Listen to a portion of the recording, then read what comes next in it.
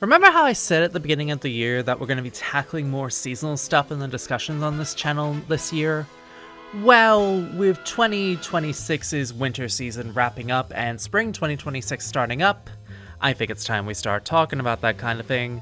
So, welcome to the first of the quarterly seasonal anime roundups as we cover winter 2026.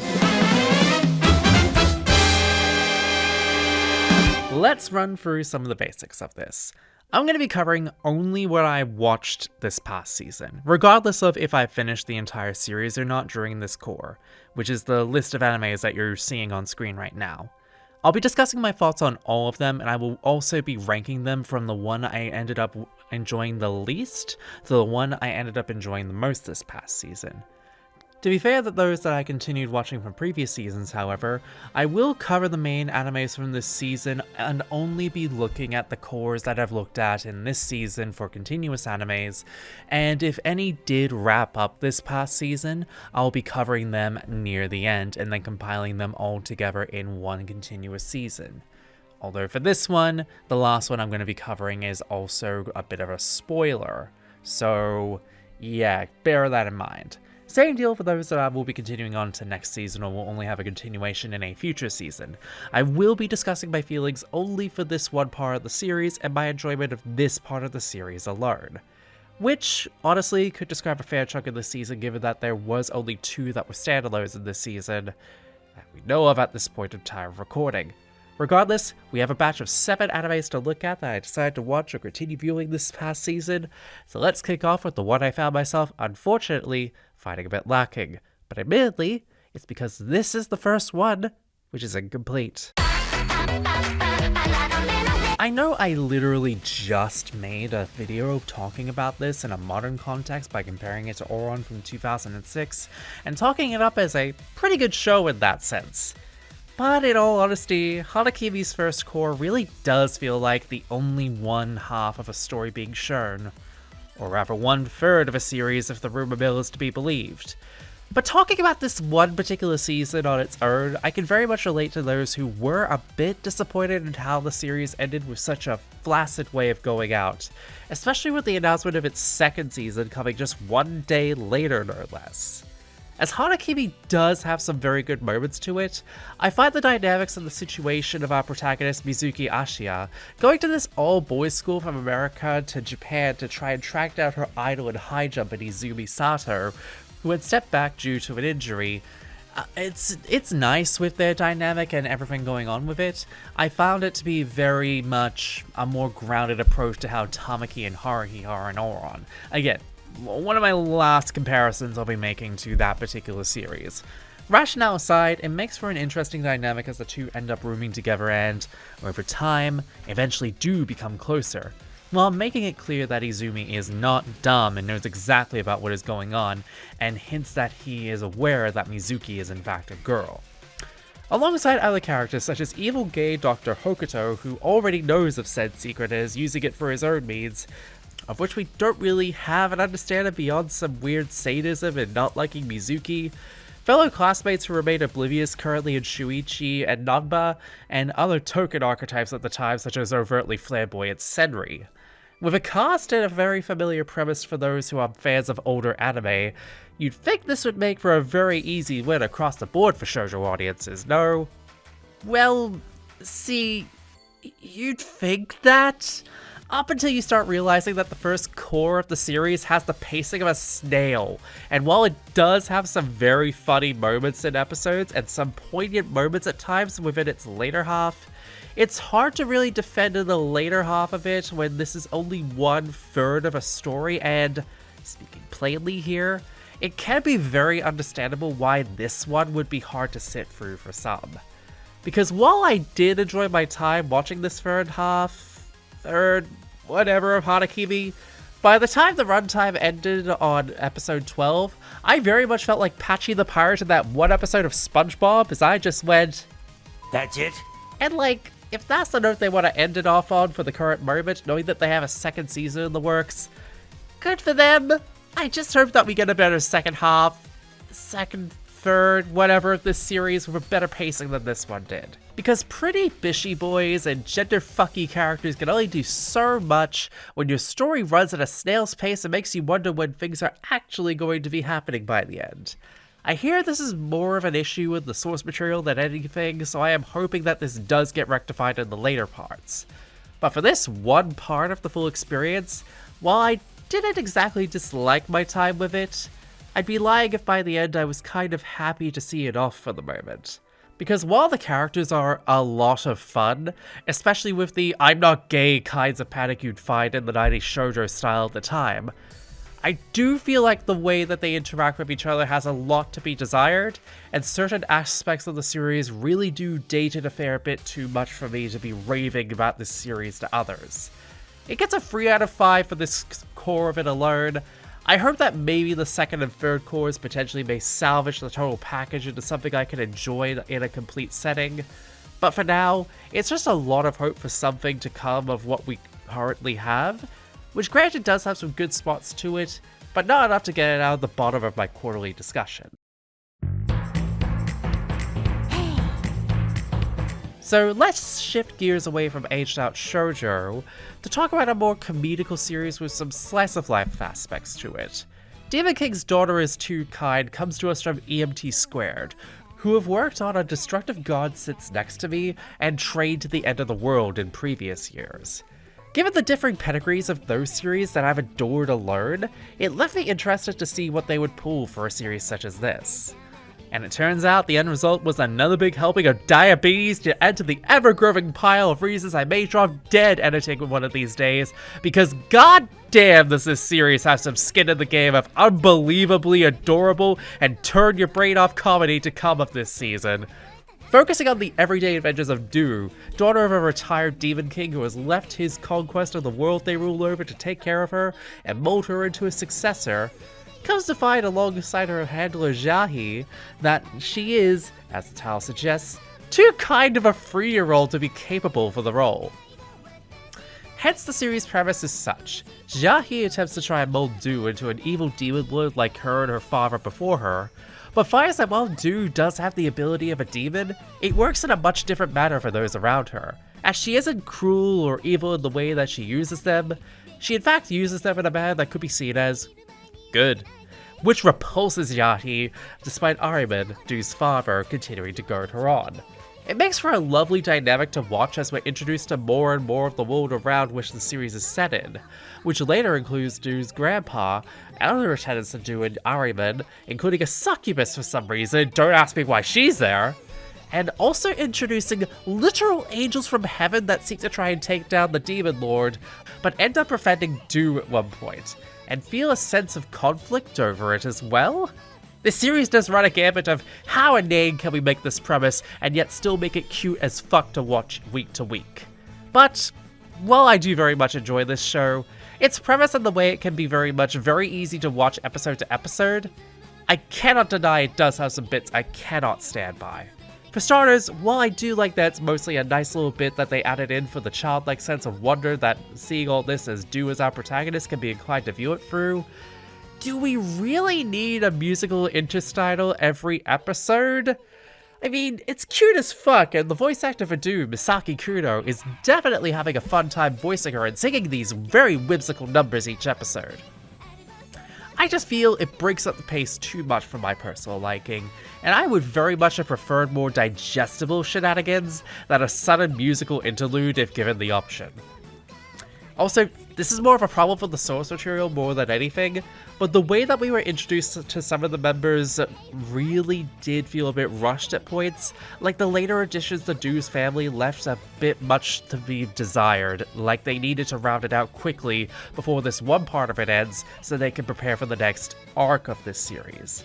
And yes, there is a tease for that next arc, however, we have yet to see anything confirmed for a second season of this as of yet, and honestly, given its source material and genre, I feel the chances of it happening are a bit bleak.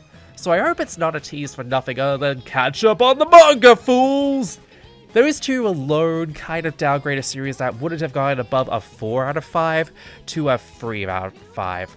I do very much want there to be a continuation, if only because of that tease at the end really did leave me feeling like that maybe there's something that could lead to a coming back of a series like Spy Family could still be getting traction. But if it's left on an ending like this, yeah, I'm not going to be surprised by that, to be honest.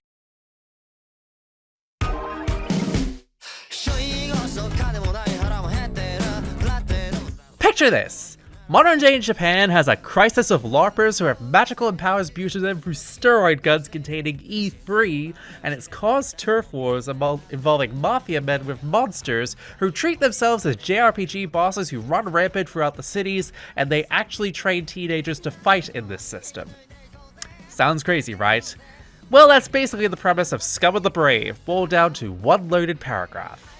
Adapted from the light novel series of the same name by OLM's team Hikita, who make this as their debut work underneath the OLM branch. This series tells the story of jaded brave Yashiro, who's been a hero in the city doing jobs for several years, only caring now for beer, pizza, and knockoff Magic the Gathering to make his days go by when he isn't slaving away for yen. That is until he's introduced to hyperactive brave and training Aki Jogami, and her classmates Yukin Indo and Sarah Pendragon, all of whom are unwillingly thrusted underneath Yashiro's wing as his protege despite his continued annoyance on the matter. Shenanigans abound, odd couple style issues abound with Jogamin and Yashiro, all the while the plot involving the murder of braves linked to Yashiro's personal life, while trying to teach these kids that it isn't all fun and games makes for an interesting dynamic of a show. It also helps that the animation by the team at OLM working on this matches the more serious turn at times with Yashiro's main style, mismatching at times with Jogamin's more stylized and go-getter attitude of going about it, oftentimes marrying the two with her teammates. The world building of Scum of the Brave is also amazing. While it was sluggish in its pace in the first half of this part of the core, with allowing us enough time to get used to the cast and how they all operate within the dynamic, it's easy to see how a series like this could potentially be seen as a bit slow compared to the others we'll be covering. However, I feel that despite its slow start, this core makes up for it in the second half by kicking into high gear with the mystery surrounding a murder spree of braves, ending in Yashiro suffering tragedy which picks up the stakes a bit, alongside giving him an additional mystery surrounding why Jogamin of all people wants to be his pupil so badly. This, of course, having me hooked alongside some really excellently animated battle sequences and striking designs at points that would make anyone like myself immediately feel excited upon realizing that a premise like this isn't being wasted despite its first half of this one core not being the best. That being said, and that aside, I would very much state that it's more character-driven than battle-driven in its opening stages, with only a couple battles sprinkled in these 12 episodes. So if you're expecting a battle-heavy shonen, this may be a skip for you. Also, with its runtime being a whole 2 minutes shorter than most this past season, the pacing can be seen as a bit lacking in certain areas. Not to say that this hinders it too badly, but it also does make some episodes feel like they went by too quickly. Especially with when the eye catch usually lands before the first 12 minutes of an episode on average. This is to say that for a first core of 2, I find this hopefully to be the main setup half, where the next core upcoming is the one to be focusing on the main action portions more and the mysteries that have been set up, which may bump the total package up in the long. But for this specifically, Core 1 of Scum of the Brave gets a 3.7 out of 5. It's got a lot here to keep me invested for the second core of it, but there's a lot riding on if this will be a good complete series, or if it'll be a dud by the end. I am very much hoping for the former, rather than the latter.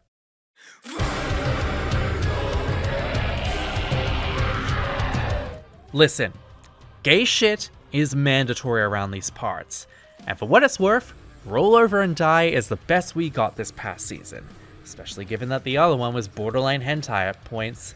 Not that that's a bad thing, mind you. But for those of you who are watching some grimdark with a side of surprise, it's actually Yuri, then Roll Over and Die is for you. Following Flum, an adventurer plucked from her hometown with the ability of reverse in a world where heroes are given innate abilities, thrown into slavery by an eager maniac of a party leader who finds her unable to be of service, meeting up with another slave, Milkit, who she saves alongside herself upon using her reverse ability to utilize a cursed weapon item to free them. What follows is Flub and Milkit living a normal life, coming under scrutiny due to the marks from slavery on them, Flub making a living taking on jobs and meeting new friends and companions such as Nun Sara, Nagus, a demon who is hunted by the Heroes Party, and Eterna, a friend of Flub's from the Adventuring Party that slowly disbands.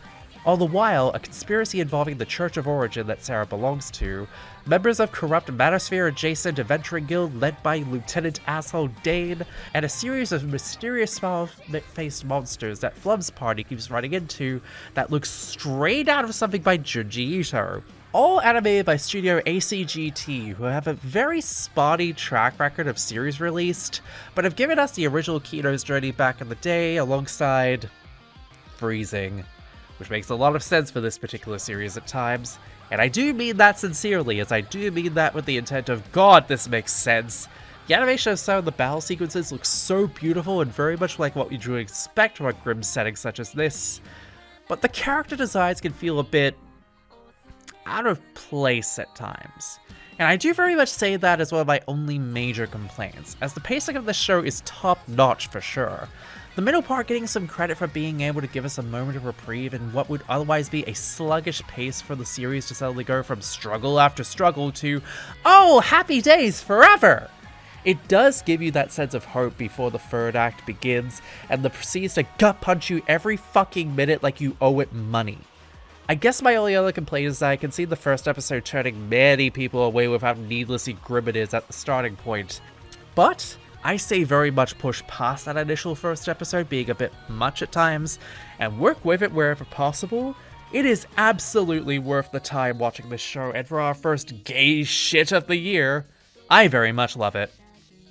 And yes, don't let the outer exterior fool you. Its source material has girls' love on it for a reason, and if it isn't obvious from episode 1 what it will be, then I don't know what to tell you.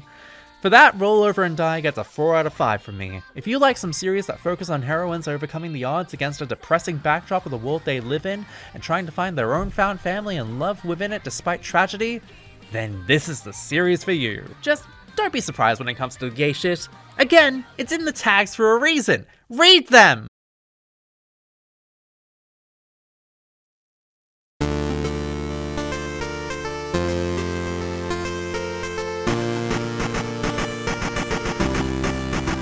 So it's been a hot minute for anything Fate related coming onto our screens, with the last major anime adaptation stemming from the Heaven's Feel trilogy wrapping up in 2020, minus some small bits for Grand Order and a Carnival Phantasm reboot happening again.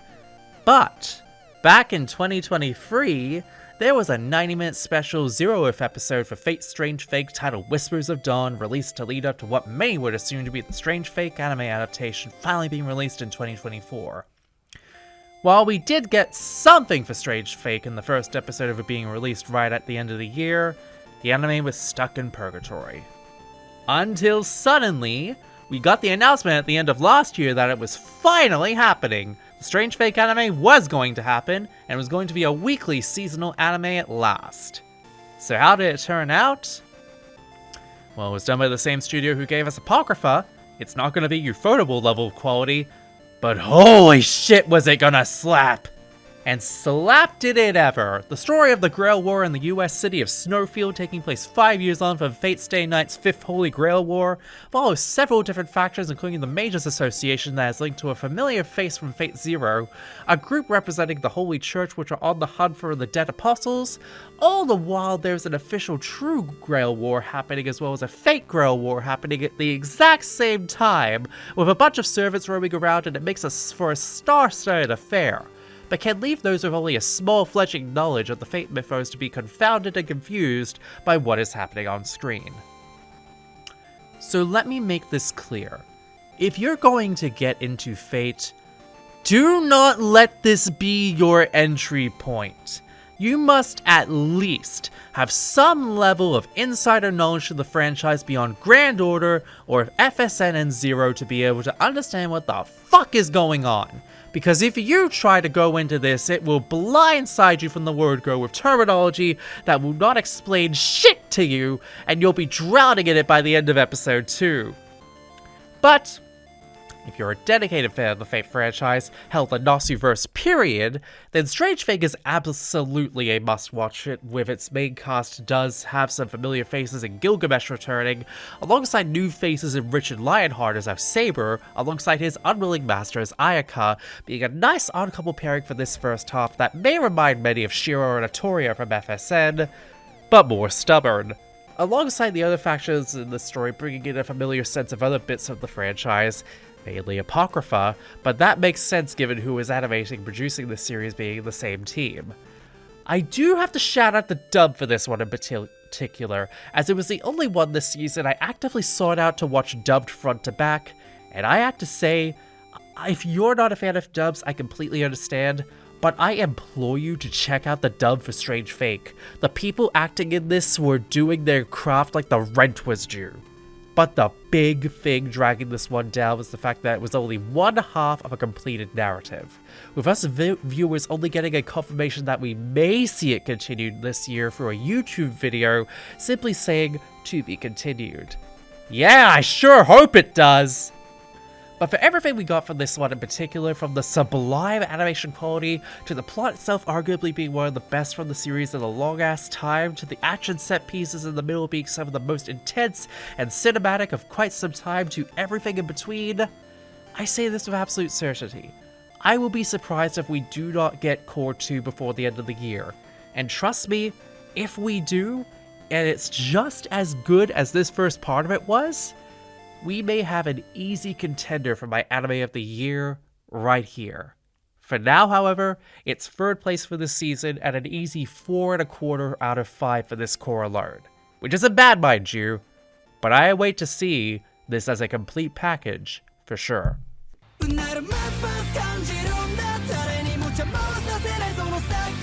I've already said a fair bit of this on the first arc of Beat Break in my roundup of last year's video, but I did give it my biggest potential award for a good reason, because this second core of Beat Break, or the Tactics Saga, has been where I feel the stakes have only gotten raised higher than ever, not just for Beat Break, but for the Digimon franchise in general. As while the first core of Beat Break certainly didn't slouch by any means, it very much kicked into higher gear with how it looked at the overall dynamic of the antagonistic team of this saga, and slowly humanized them over the course of the last 12 episodes of story. It also very much expanded upon the themes of Beat Break to give it a more punch overall, giving us more anti-capitalist messaging that is a genuine first for any kind of Digimon season, and dare I say this may be the most mature season of Digimon has ever been since Tamers? Because Digimon in the last decade has really kind of not been on its A game, let's be real. But Beat Break isn't just evoking Tamers in regards to its maturity, it's also evoking in the way that it's not afraid to take further risks on its thematic qualities, and nowhere is that no more prominent than with it injecting some much needed politics into Digimon for real world measures in the way that it shows growth in both Glowing Dawn and Tactics.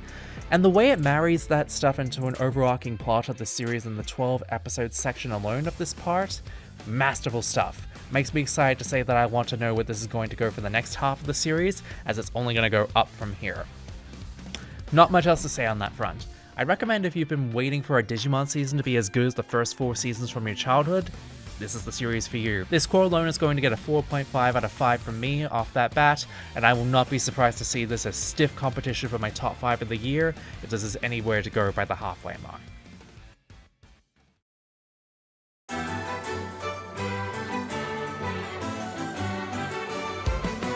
And finally, rounding out winter 2026 is the last holdout from 2025's anime seasonals in Princession Orchestra's 4th core. I talked about this at length in the video about 2025's anime, but I kept my details light on it as it hadn't been completed as of yet. But now that the series has ended, I will now go into detail on both the final core of the series and my overall final thoughts of it as a result. So, needless to say, spoiler warning for Princession Orchestra abound here. Skip to the tag code on screen for an abbreviated, spoiler-free version. Okay, here we go. So this series is retroactively my third favorite of 2025. The way the overall threats turned from a bishy boy band led by a giant woman in red, then to a giant woman in white and her two magical girl-esque dolls that later turn into additionals to the trio that we've come to know and love, alongside their own character arcs in the third core. And finally, the final boss being a fake out of the marketable plushie turning into the enemy, giving the quartet a final hurdle of character development to overcome before the end, but faking it out as an unknown being as the final boss instead, as is tradition at times. As a singular core, I feel like it's probably the second weakest above core 3 personally, if only because while I did enjoy the arcs of Sumire and Lily overcoming their past traumas after reaching an understanding with the main trio, I found the will they, won't they of their partnership to be a bit of a slog by the end of it, only being salvaged by the Princess Fest and the battle with the White Queen. Same goes for Core 4 of Navui, the marketable plushie guide throughout the series, being revealed as allegedly being the true final boss, having been corrupted by the two queens' power, even bringing back Bandsnatcher in the first two cores as his mooks for the first half. Granted, they have their own reveal by the end which kicks so much ass! This isn't to say I did enjoy this run, mind you, but it did very much feel like there was a lot more push and pull and stop and starts for a lot of things, with less of the pacing of the back half feeling a lot lesser than the first half of this series. But granted, the second half focused a lot more on the lore of Alice Pia and the history of the queens rather than trying to be this action-heavy mook of the week magical girl anime like many before it. Granted, it did fall into some traps like transformations and attacks taking about a third of the episode's runtime at points by the end. I say all of this to let you know that I fucking enjoyed it despite all of those issues, especially with how the story in this core basically wrapped up everything in a nice, neat and tidy package, and gave us some amazing songs to boot from it that may very well be on my playlist rotations for a while to come.